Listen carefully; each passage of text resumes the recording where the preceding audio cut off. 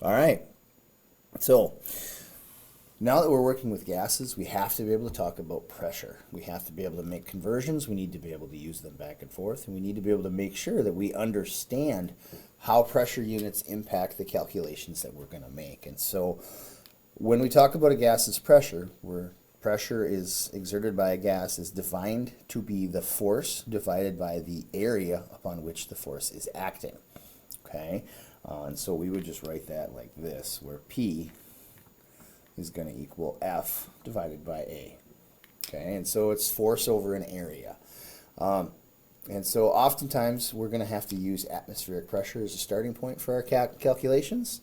And so atmospheric pressure is caused by the mass of our air particles above us in the atmosphere pressing down on top of us. Now, we are accustomed to this mass. We have been born in this environment, we have lived in this environment, and we're used to it. But in reality, the amount of weight that the atmosphere pushes down on us, or the amount of mass that we feel from the atmosphere, is actually a fairly substantial amount. We're going to talk about what that is here in just a little bit. You can see the big long line of calculations down there, and we'll talk about how much mass that really is. So now if we take an area on the ground, that is 1 by 1 meter, okay, and we do the math on it, we find that the amount of mass pushed on it, the pressure pushed on that 1 square meter, is going to be about 1.0 times 10 to the 5th kilograms of mass per meter squared. 1.0 times 10 to the 5th kilograms per meter squared. That is a lot.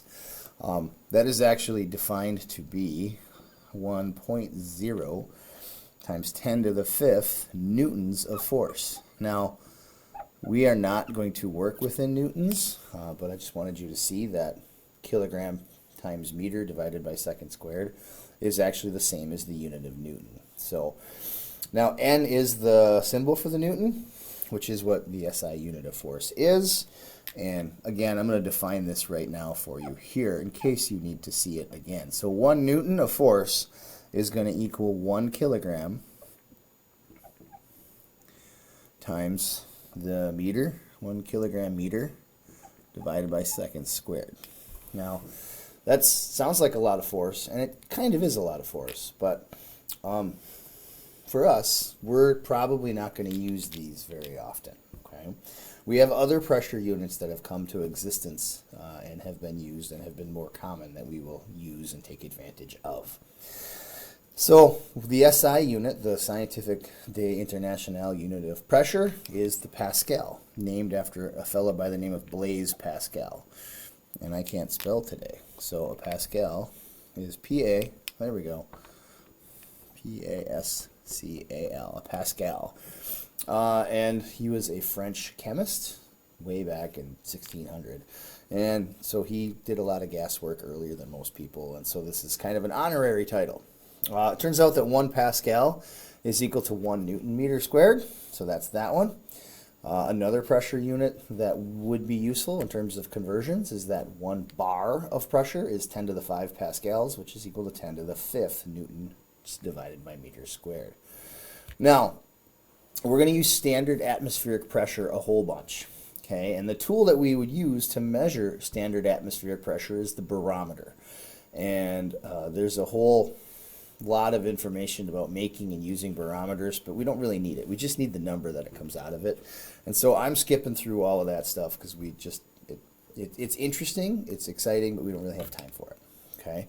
And so what we're doing, though, is when we talk about a barometric pressure, we usually are talking about sea level. And because when we go up in elevation, pressure changes. We know this. And so we have kind of standardized this to be at sea level, which is a fairly relatively standard amount around the globe. Okay, and so what we end up doing here, that gives us some very common units. So one of the common units we use is an atmosphere, ATM. So 1 atmosphere of pressure here is going to equal 760 millimeters of mercury. Okay. Now, that unit is really weird that we would use a distance unit of mercury, but that's the way that the barometer was originally built. It was a measurement of how tall of a column of mercury it could hold up based on how much the pressure changed in the atmosphere. And so that's why we still use millimeters of mercury as that measurement.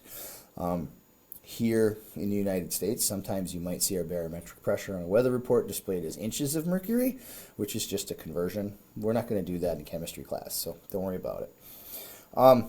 The other one, this is going to equal 760 millimeters of mercury, is going to equal 760 torr, named after Torricelli, who was an Italian scientist who studied pressure as well.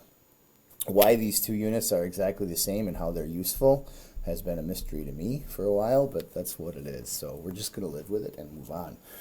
We also know that 14.7 pounds per square inch is our standard pressure of atmospheric pressure as well. And that's a pretty common one. We're going to use that one fairly regularly. That also is going to equal 100, let's see, 101, 1.01325 times 10 to the 5th pascals, which is PA, which is equal to 101.325 kilopascals, KPA. So that's our 1,000 pascal, or yeah, 1,000 pascals equals 1 kilopascal. And all of those things equal 1 bar of pressure. So we can call this 1 bar, 1.01325 bars of pressure. Okay, so these are conversions that we're going to use. We need to make sure that you guys are good at them and we can use them when we need to use them. Okay, and so to do this, we're going to use our dimensional analysis brains. And so here we are. This is our dimensional analysis time. Okay, so here we go. So we're going to do some of this right quick and help you guys through this and get on with this as well. All right, so here we go. First one we're going to work through is going to be, we're going to convert 750 torr into, or 745 torr into millimeters of mercury. Okay, so just like every other dimensional analysis problem I've shown you how to do, you start with your number, that's what you got, and you convert it down. So here we go. So I start with my 745 torr over 1. Now I find a conversion from torr into millimeters of mercury. So if I go right here, 760 millimeters of mercury is equal to 760 torr. So I'm going to put my unit with its number down here on the bottom. 760 torr is equal to 760 millimeters of mercury. Okay, so torr cancel off, and because this number is identical, 760 times 760, we can just cancel that number off too because it's not going to change the math.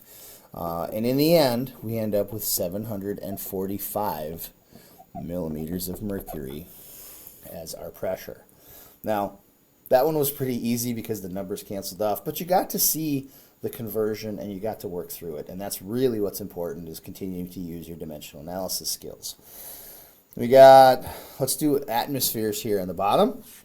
So if we take 745 torr, and we're going to start this one just like we started this one, 745 torr over 1 is going to equal, or we're going to multiply that, we're going to put torr on the bottom.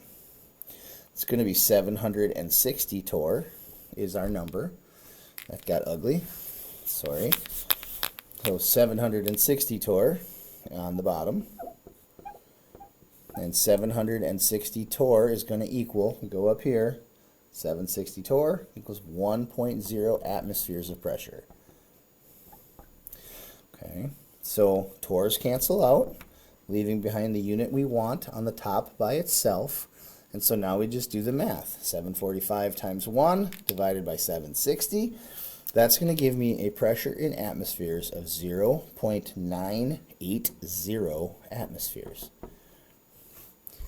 And you can't see, we'll move the cloth there for you. I'm sorry about that. And so there we go. That's one of those conversions. I've got a couple more examples for you. I need to pause the video, wipe this off, and switch to my slide. I'll be right back. Okay, and so now we're going to do one with KPA, where we're going to convert from 745 torr into kilopascals. And so the way that that works, again, we're starting with the number that we know. We know that we're starting with 745 torr we're going to put that over 1. We're going to multiply that by 760 torr on the next step because I need those two to cancel. And when I look at kPa, we have 101.325 kilopascals is 760 torr. So I cancel off my torr. 745 times 101.325 divided by 1 times 760 gives me a value of 99.3 kilopascals. And so that's how we convert that pressure unit. The last pressure unit that I want to work through and show you how to convert is bar. And so again, we're going to convert from kPa or from torr to bar. And so we're going to do that by starting with the number that we have, 745 torr over 1.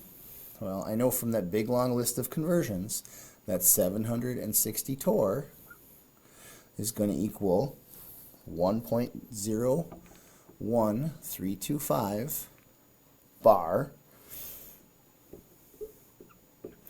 And cancel torr, 745 times 1.01325 divided by 760 gives me a number 0.993 bar. Okay, now, these are just a couple of the conversions we're going to use. In all honesty, we're probably going to use kPa, PSI, we might use millimeters of mercury, but atmospheres is going to be the one that we're going to use the most. So that's what we're going to probably do all of our work in, and we're just going to have to get through working with that. So that's the end for this one. We're going to jump into the next one shortly.